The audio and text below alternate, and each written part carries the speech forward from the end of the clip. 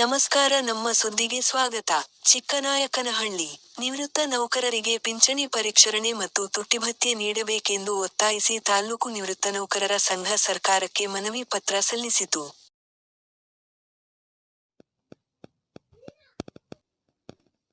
ಪಟ್ಟಣದ ತಾಲ್ಲೂಕು ಕಚೇರಿಗೆ ತಾಲ್ಲೂಕು ನಿವೃತ್ತ ನೌಕರರ ಸಂಘದ ಪದಾಧಿಕಾರಿಗಳು ಹಾಗೂ ಸದಸ್ಯರು ತೆರಳಿ ಸಂಘದ ಅಧ್ಯಕ್ಷ ಮಾರಸಂದ್ರ ಈಶ್ವರಪ್ಪ ಮಾತನಾಡಿ, ಕೇಂದ್ರ ಸರ್ಕಾರ 8ನೇ ವೇತನ ಆಯೋಗದಲ್ಲಿ ಪಿಂಚಣಿ ಪರಿಷ್ಕರಣೆಯಲ್ಲಿ ಯಾವುದೇ ವೇತನ ನೀಡುವುದಿಲ್ಲವೆಂದು ಸೂಚನೆ ನೀಡಿದೆ. ಇದರಿಂದ ರಾಷ್ಟ್ರದಲ್ಲಿರುವ ಲಕ್ಷಾಂತರ ಮಂದಿಗೆ ಅನ್ಯಾಯವಾಗುತ್ತದೆ. ನಮ್ಮ ತಾಲ್ಲೂಕಿನಲ್ಲಿ 1,000ಕ್ಕೂ ಹೆಚ್ಚು ನಿವೃತ್ತರ ಪರವಾಗಿ ಸರ್ಕಾರಕ್ಕೆ ನಮ್ಮ ಸಂಘ ಮನವಿ ಮಾಡುತ್ತಿದ್ದು, ಪ್ರಧಾನಿ ಮಂತ್ರಿಗಳು ಮತ್ತು ನಿರ್ಮಲಾ ಸೀತಾರಾಮ್ ಗಮನ ಹರಿಸಿ ನೌಕರರಿಗೆ ಹೇಗೆ ವೇತನ ಪರಿಷ್ಕರಣಾ ರೀತಿಯಲ್ಲಿ ನಿವೃತ್ತ ನೌಕರರಿಗೂ ನೀಡಬೇಕೆಂದು ಒತ್ತಾಯಿಸಿದರು. ನಮ್ಮ ಚಿಕ್ಕನಾಯಕನಹಳ್ಳಿ ತಾಲ್ಲೂಕು ಬನ್ನಿ ತೋಳಿ ನೀವು ನೌಕರರ ಸಂಘದ ವತಿಯಿಂದ ಇವತ್ತು ನಮ್ಮ ತಾಲ್ಲೂಕಿನ ದಂಡಾಧಿಕಾರಿಗಳಿಗೆ ಮನವಿಯನ್ನು ಕೊಡ್ತಾ ಇದ್ದೀವಿ.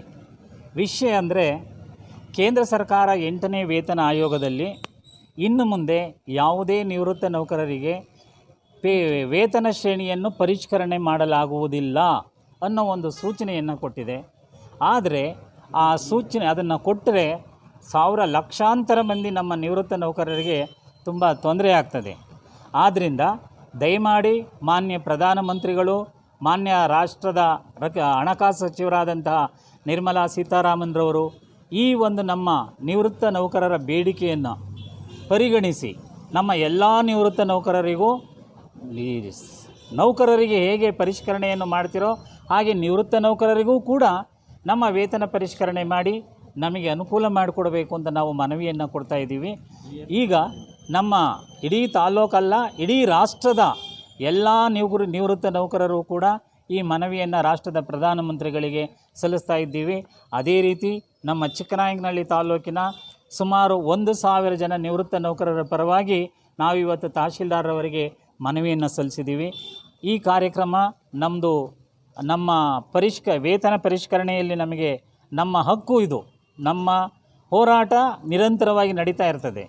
ನಮ್ಮ ಈ ಒಂದು ಮನವಿಯನ್ನು ಪ್ರಧಾನಮಂತ್ರಿಗಳು ಪುರಸ್ಕರಿಸ್ತಾರೆ ಅನ್ನೋ ಆಶಾಭಾವನೆಯಿಂದ ಮನವಿಯನ್ನು ಸಲ್ಲಿಸಿದ್ದೀವಿ ಅಂತ ಹೇಳ್ತಾ ನನ್ನ ಮಾತನ್ನು ಮುಗಿಸ್ತಿದ್ದೀನಿ.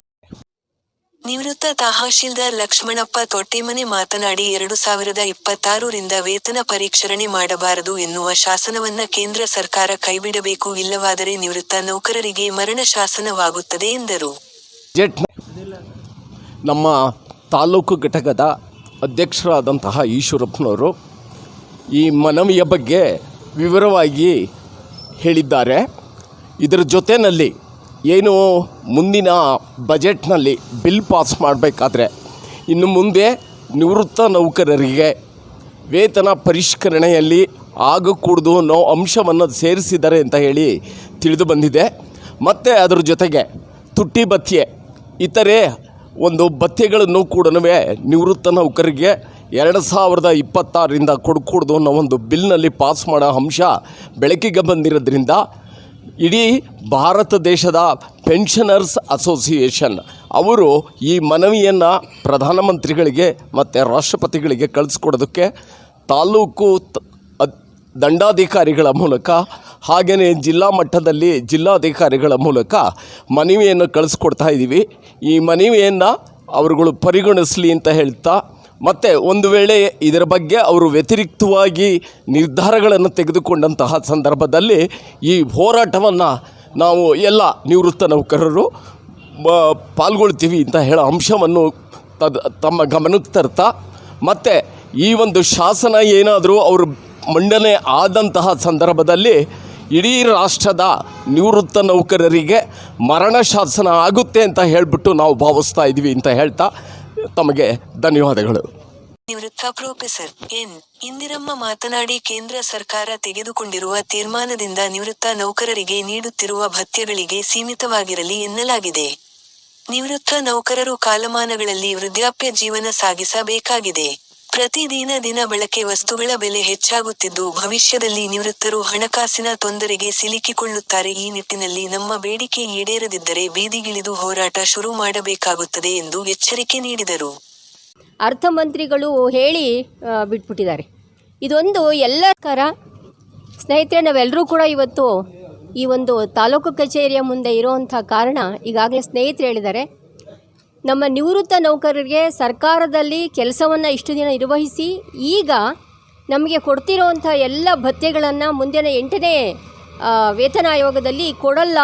ಇವಾಗ ಎಷ್ಟು ನಿಮಗೆ ಬರ್ತಾ ಇದೆಯೋ ಅಷ್ಟೇ ನೀವು ಅದನ್ನು ಇಡೀ ನಿಮ್ಮ ಜೀವಮಾನ ನೀವು ಅನುಭವಿಸ್ಬೇಕು ಅನ್ನೋದನ್ನು ಒಂದು ಮಾತನ್ನು ಈಗಾಗಲೇ ನಮ್ಮ ಅರ್ಥಮಂತ್ರಿಗಳು ಹೇಳಿ ಬಿಟ್ಬಿಟ್ಟಿದ್ದಾರೆ.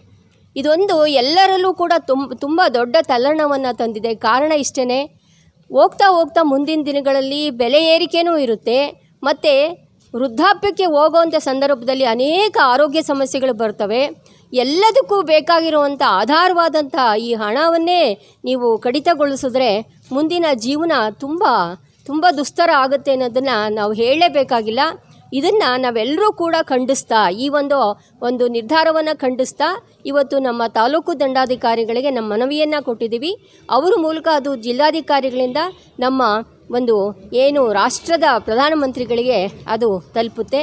ಒಂದು ವೇಳೆ ಇದೇನಾದರೂ ಕೂಡ ನೀವು ಅದನ್ನು ಮನವಿಯನ್ನು ಪುರಸ್ಕರಿಸದೆ ನಿಮ್ಮದೇ ನಿರ್ಧಾರಕ್ಕೆ ನೀವೇನಾದರೂ ಅಂಟಿಕೊಂಡ್ರೆ ಖಂಡಿತವಾಗೂ ಕೂಡ ಹೋರಾಟ ತೀವ್ರ ಆಗುತ್ತೆ. ಇದನ್ನು ತೀವ್ರ ಹೋರಾಟ ಆಗೋದನ್ನು ತಡೆಯೋದಾದರೆ ನೀವು ನಿಮ್ಮ ನಿರ್ಧಾರವನ್ನು ಬದಲು ಮಾಡಿಕೊಳ್ಬೇಕು ಅಂತ ಹೇಳಿ ಎಲ್ಲ ನಮ್ಮ ನಿವೃತ್ತ ಬಂಧುಗಳ ಮೂಲಕ ಮನವಿ ಮಾಡ್ತಾ ಇದ್ದೀವಿ. ನಮಸ್ಕಾರ.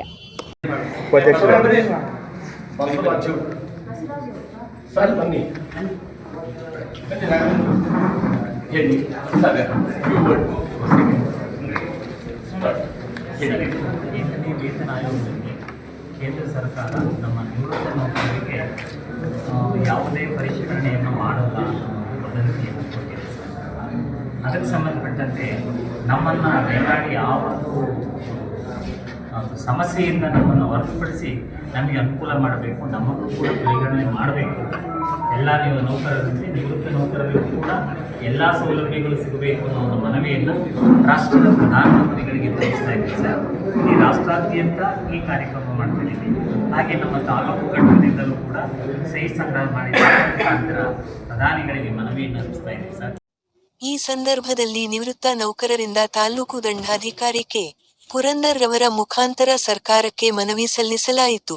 ಸಂಘದ ಪ್ರಧಾನ ಕಾರ್ಯದರ್ಶಿ ನಂದೀಶ್ ಬಟ್ಲೇರಿ, ಖಜಾಂಚಿ ಎಸ್. ಆರ್. ಶಾಂತಯ್ಯ, ಸದಸ್ಯರಾದ ನಾಗರಾಜು ಹುಲಗಯ್ಯ, ಬಿ. ನಾಗರಾಜು, ಉಮಾದೇವಿ, ಶಾಂತಮ್ಮ, ರಾಜಮ್ಮ ಸೇರಿದಂತೆ ಮುಂತಾದವರಿದ್ದರು. ಇದು ನಮ್ಮ ಸುದ್ದಿ ವರದಿ. ಸಿ. ಮಲ್ಲಿಕಾರ್ಜುನ ಸ್ವಾಮಿ. ಯಾವುದೇ ಪರಿಷ್ಕರಣೆಯನ್ನು ಮಾಡಲ್ಲ ವದಂತಿಯನ್ನು ಕೊಟ್ಟಿದೆ. ಅದಕ್ಕೆ ಸಂಬಂಧಪಟ್ಟಂತೆ ನಮ್ಮನ್ನು ದಯಮಾಡಿ ಯಾವುದು ಸಮಸ್ಯೆಯಿಂದ ನಮ್ಮನ್ನು ಹೊರತುಪಡಿಸಿ ನಮಗೆ ಅನುಕೂಲ ಮಾಡಬೇಕು, ನಮಗೂ ಕೂಡ ಪರಿಗಣನೆ ಮಾಡಬೇಕು. ಎಲ್ಲ ನೌಕರರಿಗೆ, ನಿವೃತ್ತ ನೌಕರರಿಗೂ ಕೂಡ ಎಲ್ಲ ಸೌಲಭ್ಯಗಳು ಸಿಗಬೇಕು ಅನ್ನೋ ಒಂದು ಮನವಿಯನ್ನು ರಾಷ್ಟ್ರದ ಪ್ರಧಾನಮಂತ್ರಿಗಳಿಗೆ ತಿಳಿಸ್ತಾ ಇದ್ದೀವಿ ಸರ್. ಈ ರಾಷ್ಟ್ರಾದ್ಯಂತ ಈ ಕಾರ್ಯಕ್ರಮ ಮಾಡ್ತಿದ್ದೀವಿ. ಹಾಗೆ ನಮ್ಮ ತಾಲೂಕು ಘಟಕದಿಂದಲೂ ಕೂಡ ಸಹಿ ಸಂಗ್ರಹ ಮಾಡಿ ಪ್ರಧಾನಿಗಳಿಗೆ ಮನವಿಯನ್ನು ಅರ್ಪಿಸ್ತಾ ಇದ್ದೀವಿ ಸರ್.